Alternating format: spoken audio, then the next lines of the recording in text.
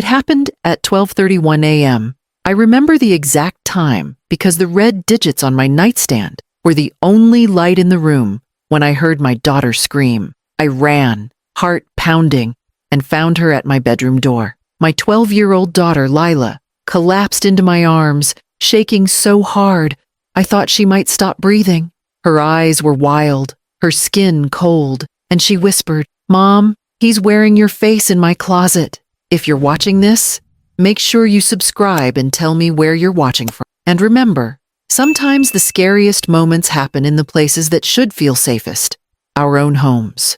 My name is Evelyn Grant. I'm a night shift nurse and a single mother raising my daughter in a small Tennessee town. Most nights life is quiet, just two people trying to heal after losing someone we loved. My husband Daniel passed away 3 years ago, and ever since, I've promised myself that no matter how tired I am, I'll always keep Lila safe. Our home isn't fancy, but it's filled with drawings, laughter, and the smell of the lavender candle Lila insists keeps bad dreams away. Until that night, I believed it did. When she fell into my arms, trembling and pale, something deep inside me told me this wasn't just another nightmare. Lila had suffered from bad dreams before, but this was different. Her heartbeat raced beneath my hand. Her voice cracked when she said my name. The fear in her eyes wasn't the kind a child can fake. I wrapped my arms around her. "It's okay, baby, you're safe," I said, but she kept shaking her head. Her eyes stayed locked on the dark hallway behind me, as if she expected something to step out of it. The heater clicked on, but the air still felt cold. For the first time in years, I felt that old panic rising in my chest, the one that used to come when Daniel was in the hospital. Before I tell you what I found that night, you need to understand how normal everything was just hours before. That Wednesday had been like any other. I came home a little after midnight, exhausted after a 12-hour shift. I set my keys on the counter, reheated leftover soup, and scrolled through a message from Lila's art teacher. She'd written, "Lila's drawings are powerful, but lately they seem darker. Maybe talk with her about them." I remember frowning, wondering what she meant. Lila's room was upstairs, light still glowing under the door. I called out softly, "Sweetheart, you still awake?" Her voice came back light and calm. "No, Mom, I'm just finishing my drawing." I smiled, thinking she'd be asleep soon. I rinsed my bowl and turned to head up the stairs when I heard a faint thud. It was sharp, sudden, like something heavy falling. I froze, listening. The sound came again, followed by a short gasp. I dropped my spoon and ran. My feet hit the stairs so fast, I nearly slipped on the last step. When I reached her room, Lila was crouched on the floor beside her bed. Her nightlight cast a soft glow across the walls where her sketches were pinned. Dozens of faces staring back at me, but one drawing lay torn open on the carpet, as if she'd tried to destroy it. She looked up at me with tears streaming down her face. "Mom?" she whispered, voice trembling. "He's in my closet. He's wearing your face." For a second, my mind went blank. "Who's in there, Lila?" She pointed to the closet door. It was slightly open, the darkness behind it deep and still. Every sound in the room seemed to disappear. I could hear only her breathing and the faint creak of the floor beneath my feet. I grabbed the pepper spray from my bag on instinct. The years of training at the hospital had taught me how to stay calm during chaos, but nothing prepares you for this kind of fear. I didn't know if there was an intruder, a delusion, or something I couldn't explain. All I knew was that my daughter believed something was in that closet, and whatever it was had my face.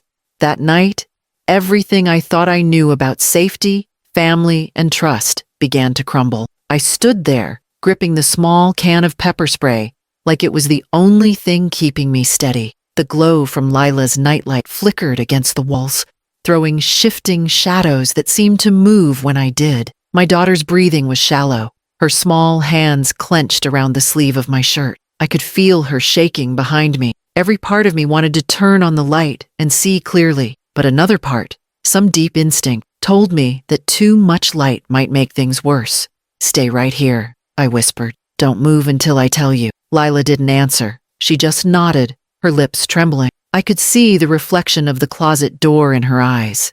That door had always been just another part of her room, a place for clothes, shoes, and the stuffed animals she never wanted to throw away. But tonight, it looked different. It seemed taller, darker, like it didn't belong to our house anymore. I took one slow step forward. The air felt heavier the closer I got. The floorboards creaked under my weight, and with each sound, my heart beat louder in my ears. Somewhere inside the walls, the wind moaned softly, like the house itself was warning me to stop. I swallowed hard and reached for the doorknob. Then came the sound, a soft, dragging breath from behind the door. Not the kind you imagine in your head, not a trick of the mind. This was real. Someone or something was breathing in there. I froze, my fingers inches from the handle. Every logical part of my brain tried to explain it away. Maybe the window was open. Maybe the air vent made a strange noise. Maybe I was exhausted after the hospital shift and my imagination was running wild. But then came another sound, this one impossible to mistake. A faint scrape, like fingernails brushing against wood. I turned my head slightly toward Lila. "Did you hear that?" Her voice was barely audible. "He's still in there." I pressed the side button of my phone and dialed 911 without looking down. My thumb trembled as I whispered to the operator, "There's someone in my house, in my daughter's closet. Please send help. I have my child with me." The voice on the other end was calm and professional. "Ma'am, stay calm. Is the person armed?" "I don't know. I haven't opened the door yet." "Stay where you are, ma'am. Help is on the way." But staying put wasn't an option. Every second that passed felt like a lifetime, and my daughter's terrified face was the only thing that mattered. I had to know what was inside that closet. "Lila, go to my room," I said quietly. "Lock the door and wait for me there." She shook her head, tears falling down her cheeks. "Mom, please don't go near him. Please." I forced a smile I didn't feel. "It's okay, baby. I just need to make sure we're safe." Once she was out of the room, I turned back to the closet.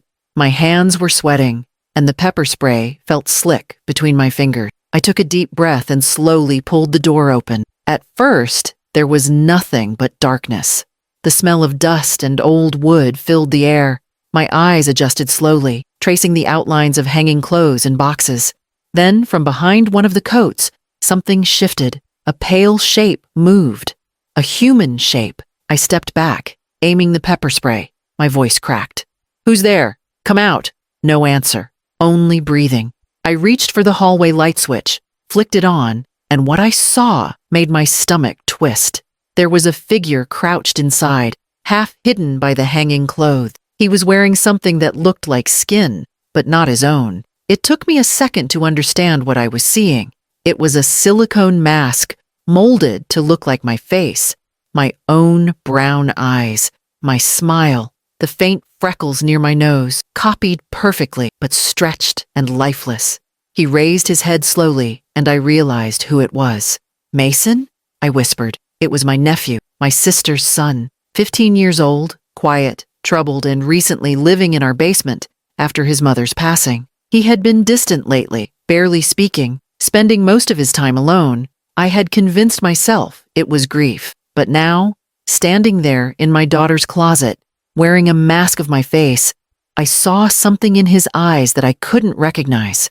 "Why are you here?" I demanded. "What are you doing?"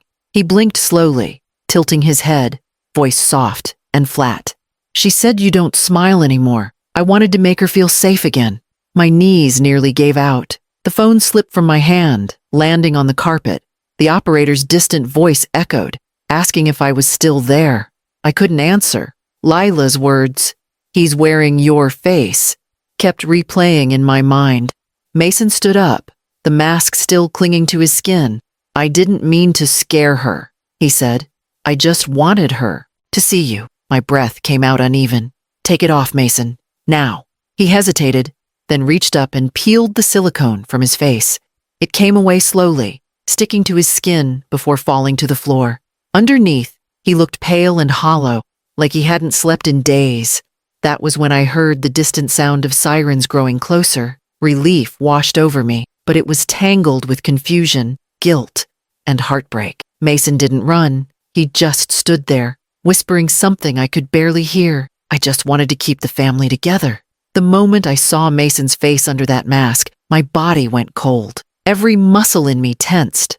torn between instinct and disbelief. This was the same boy I'd promised my sister I would protect, the boy who'd lost his mother just months ago. I'd taken him in because I thought he needed stability, a place to heal. Now, he was standing in my daughter's closet, wearing my face.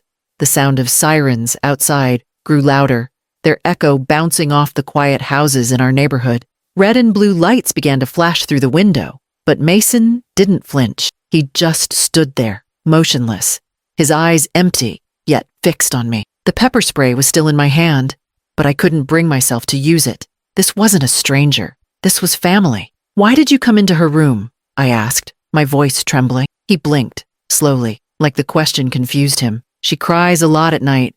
You work late. I wanted her to think you were here. I thought it would help." I felt my stomach twist. His voice was calm, too calm. It wasn't the voice of someone who understood what he'd done.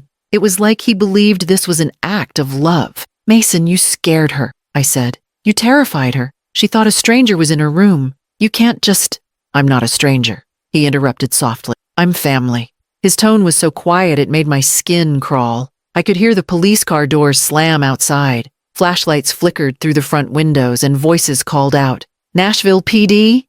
Is anyone inside?" I took a step toward Mason, careful, trying not to startle him. "Listen to me. The police are here. They're going to help us, okay? I need you to stay calm." He turned his head slightly toward the sound, his expression unreadable. "You called them?" "I had to. I didn't know it was you. I thought someone broke in."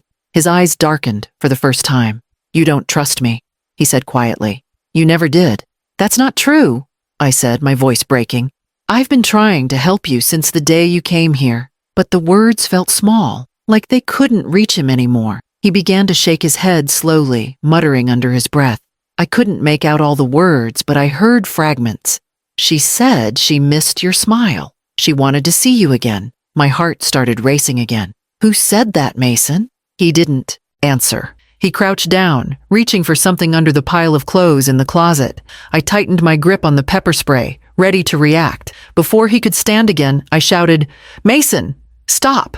He froze, hands trembling, and then lifted a small sketchbook, Lila's sketchbook. It was the same one I'd seen scattered on the floor earlier. He opened it carefully, showing me page after page of faces. My face, drawn over and over in charcoal, some smiling, some crying, some distorted like melting wax. "She drew you," he said. "She wanted you back. I just gave her what she wanted." Tears filled my eyes, but I couldn't look away. The pieces started to come together in my head. The drawings, the sleepless nights, the way Lila had been whispering to herself at bedtime. She wasn't just scared of losing me. She'd been talking about missing me, even though I was right here. Mason had seen that pain and tried to fix it in the only way his broken mind understood. "Mason, you have to put the book down," I said softly. "The police are going to come in soon. Please don't make this harder." He closed the sketchbook and looked at me again, and for the first time, I saw tears in his eyes. "I didn't want to hurt anyone," he whispered. "I thought if she saw you, she'd stop crying. I wanted to make her happy." There was a knock on the bedroom door, firm and commanding. "Police! Is everyone safe in there?" I shouted back. "We're upstairs. Please, come slowly. He's just a kid." The officers entered cautiously, guns drawn but low. Their flashlights swept across the room until they landed on Mason. One of them, a tall man with a steady voice, said, "Son, I need you to step away from the closet. Hands where we can see them." Mason didn't resist. He just looked at me, his eyes wet, and said, "I'm sorry, Aunt Evelyn." Then he placed the sketchbook on the floor and lifted his hands. The police moved in quickly, securing him and guiding him downstairs. I followed, shaking, trying to keep my balance. Lila was standing in the hallway, clutching her stuffed bear, her face pale but dry now. When she saw Mason being led out, she hid behind me, whispering, "Mom, I told you he was wearing your face." I put my arm around her and nodded. "I know, baby. You were right." As the front door closed behind the officers, the house fell silent again. The flashing lights faded, and the sound of the police radio disappeared into the distance. I stood there in the middle of the living room, holding my daughter, realizing that nothing about our home would ever feel the same again. Upstairs, the light in Lila's room still glowed softly under the door. It looked like a doorway to another world, one where innocence used to live before fear moved in.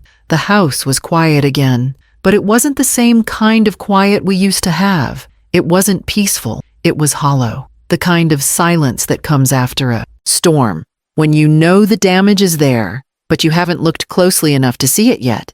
The police had taken Mason away an hour ago. Lila had finally fallen asleep in my bed, exhausted from crying. I sat downstairs on the couch, staring at the cup of coffee I'd poured but never touched.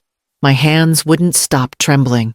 I couldn't stop seeing his face, my face, staring back at me from inside that closet. One of the officers, Detective Harris, stayed behind to ask questions and make sure we were safe for the night. He was kind, gentle even, but his tone carried that calm precision of someone who's seen too many strange things before. He sat across from me, notebook in hand. "You said your nephew's been living here for about 3 months?" I nodded. "Yes. My sister passed away earlier this year. He didn't have anywhere else to go. He was quiet, polite, never violent. I thought he was grieving." Harris wrote something down. "Did you ever notice anything unusual about his behavior before tonight?"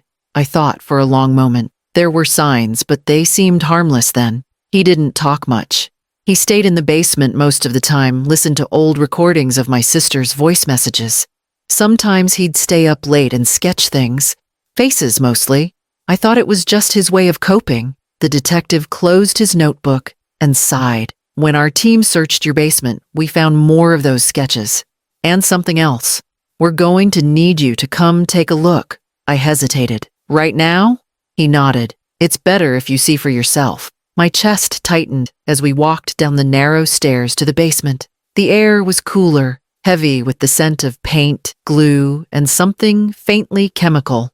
The flashlight beam cut across the room, landing on a wooden work table in the corner. There were boxes stacked neatly beside it, some labeled with dates, others with names.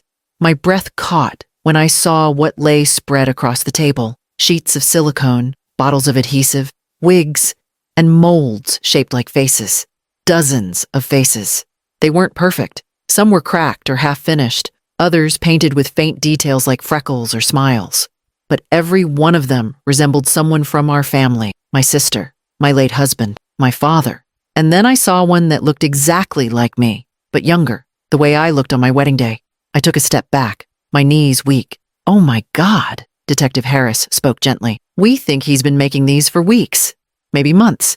He had a photo album down here too, full of printed pictures of you and your family. He was using them as references." I pressed my hand to my mouth, fighting the nausea rising in my throat. But why? What would make him do something like this? Harris hesitated. He wrote something in one of his notebooks. It's more like a journal. It says, "If I can bring them back, she won't be sad anymore." He believed wearing those masks could make you and Lila feel whole again. I felt my chest tighten until it hurt.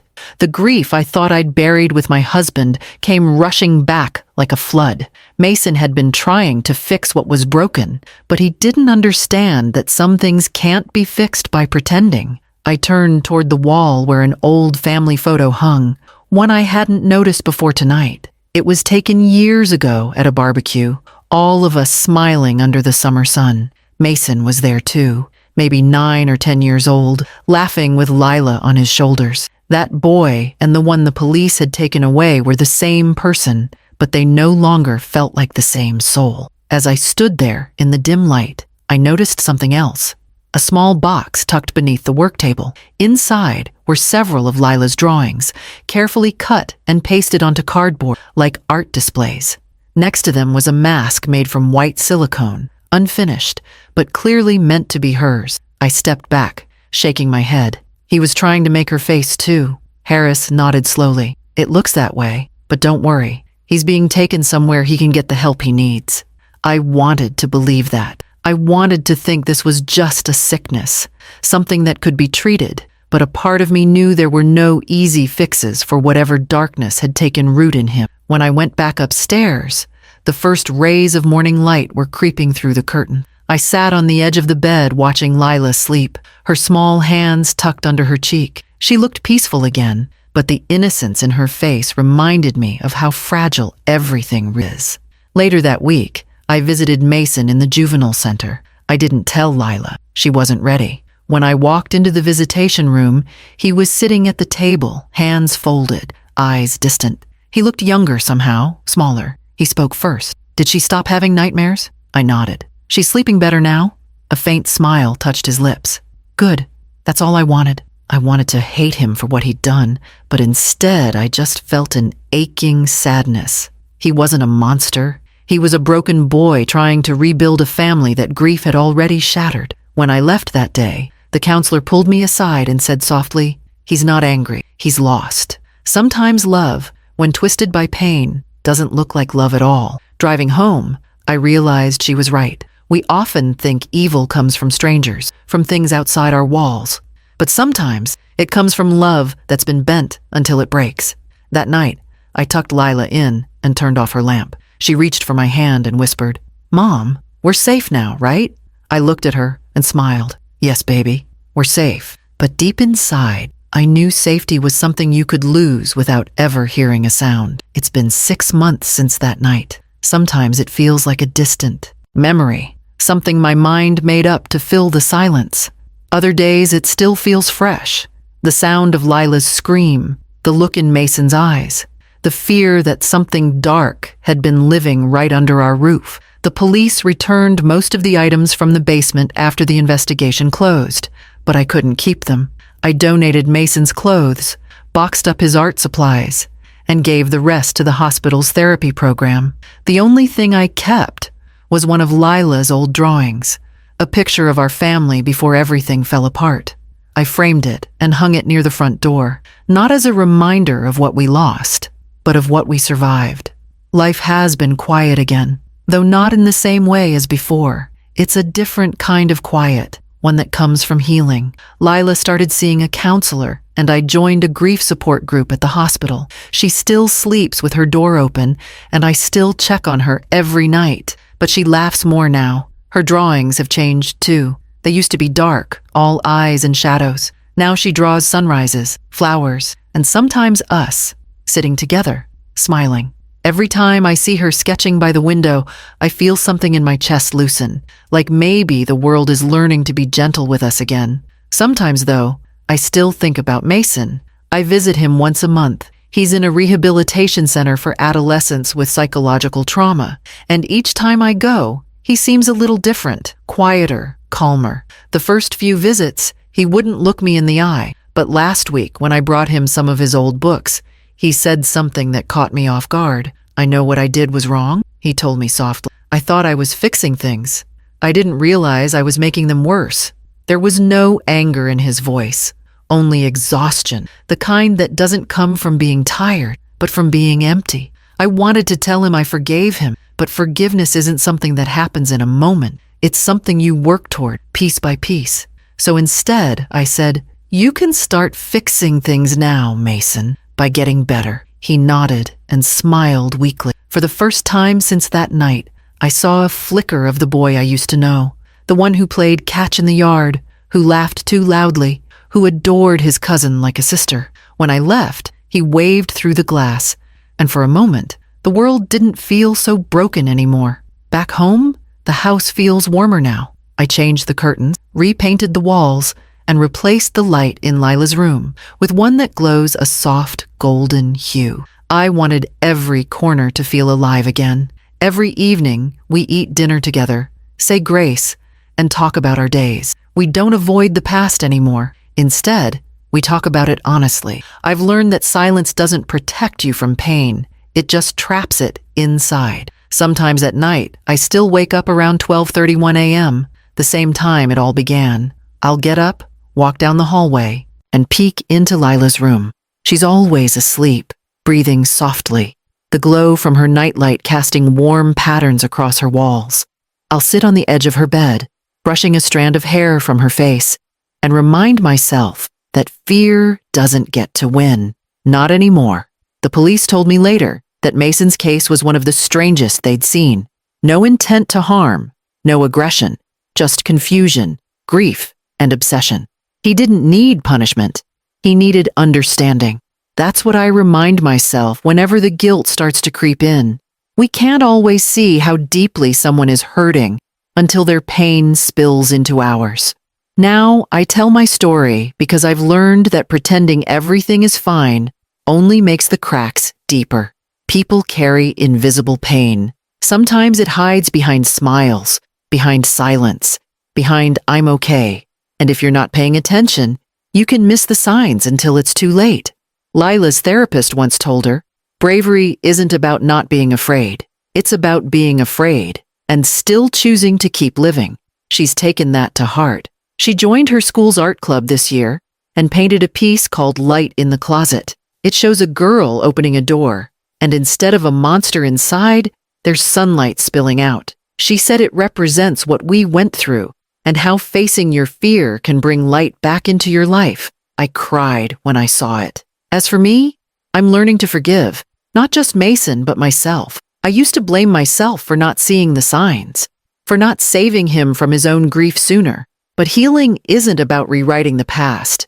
It's about understanding it and growing stronger because of it. Our lives didn't return to what they were before that night, but maybe they weren't supposed to. Maybe sometimes tragedy reshapes you so you can build something better, something grounded in awareness, compassion, and courage. Now, every morning before work, I pause by that framed drawing near the door, the one with our whole family, me, Daniel, Lila, and even Mason. It reminds me that love can be both fragile and unbreakable, and that even after the darkest nights, morning always comes. I share this story not to scare anyone, but to remind you to look closer to the people you love, to the quiet ones, to the ones who seem fine but aren't. Listen when something feels off. Don't wait for fear to make you see what love should have shown you first, because sometimes the scariest stories aren't about ghosts or monsters. They're about people, real people, trying desperately to be seen. If you've stayed with me till the end, don't forget to subscribe and tell me where you're watching from in the comments. And remember, check in on the ones you love. You never know whose silence is screaming the loudest.